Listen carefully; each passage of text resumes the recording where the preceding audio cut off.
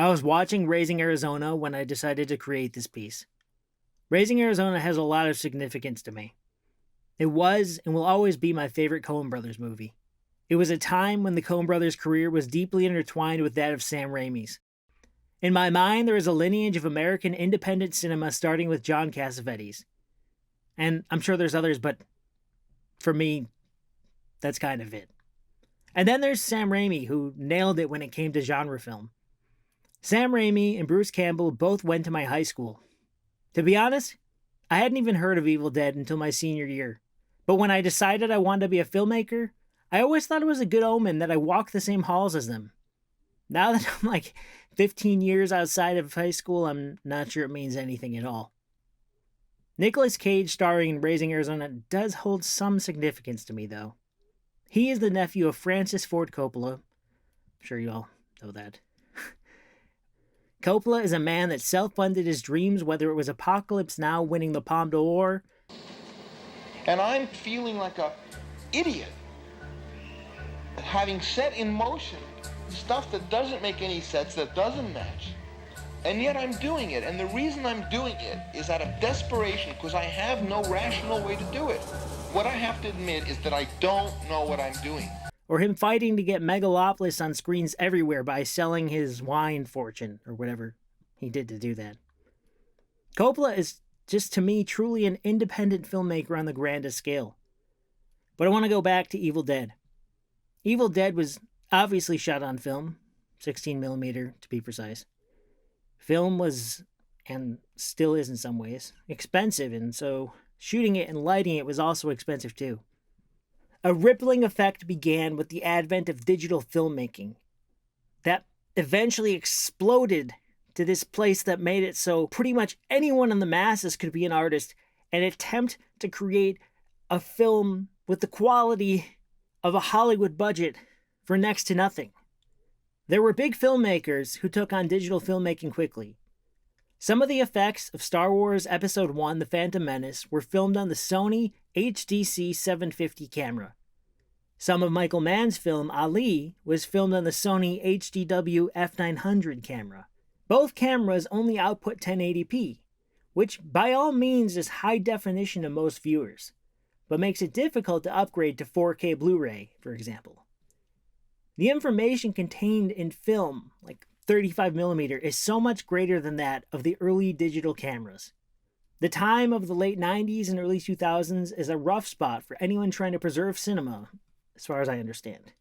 But a group of filmmakers came along in the early 2000s that dismissed the standard 35mm. They were a part of the Mumblecore movement. The credit for the first Mumblecore film goes to Andrew Bujalski for Funny Haha in 2002. I should note that it was filmed on 16mm for a less than reported $50,000. Unlike many of his soon-to-be Mumblecore colleagues, he preferred 16mm film over digital. I want to admit that I've only seen clips of Funny Haha, but Bujalski is considered the godfather of Mumblecore. And in some way, that's obviously a nod to Coppola. Mumblecore films were known for being low budget, on location, shot digitally, featuring little music, offering both scripted and a lot of improvised dialogue. But to me, most importantly, Mumblecore filmmakers showed that a generation with little money and a lot of talent could tell a story and give great performances. A lot of modern cinema actually comes from the Mumblecore movement. In addition to Andrew Bujalski, we found Lynch Shelton, the Duplass brothers, Greta Gerwig, Joe Swanberg, others like Rai Russo Young. There's so many more, but I'm just naming the ones that I have seen quite a few things from. Mumblecore even led to Mumblegore. I guess you could say that Adam Weingard might be the face of that. These filmmakers dominated independent festivals like Sundance, South by Southwest, and Slamdance. Some played much wider, others played smaller. As a film student graduating from the University of Michigan in 2014, my dream was to make a Mumblecore feature and join the ranks of these people. But I kind of missed the boat by just a tiny hair. I know Mumblecore as an idea or spirit lives on, but by the time I graduated, I felt the movement was coming to an end. With Mumblecore gone, I made the short films I wanted to and could afford to make. And then, in late 2023, I finished my first feature, Sydney, which is 75% in one room. Pretty much about, I guess you could say, friends recording a podcast. As I prepared to release Sydney, I dreamt up the idea that Sydney could be a prototype for a new kind of film. Instead of Mumblecore, we could now have the podcast film. The podcast film is extremely affordable. All you need is a room, the camera on your phone, some podcast mics, some Bluetooth mics that you can put right up in front of your face.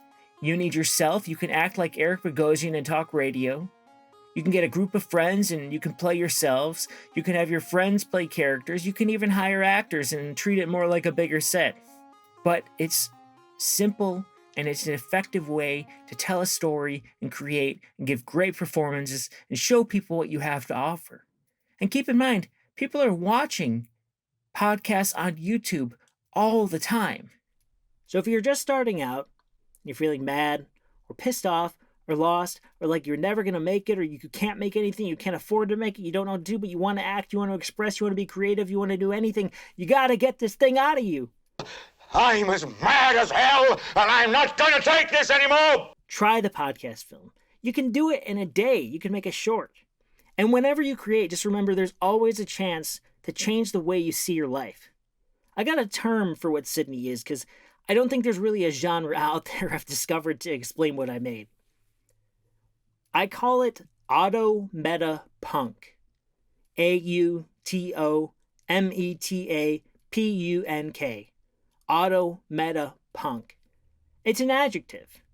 So I would say it's of an artistic work, a self-referential vision created by alternative means dealing with the creator's own life.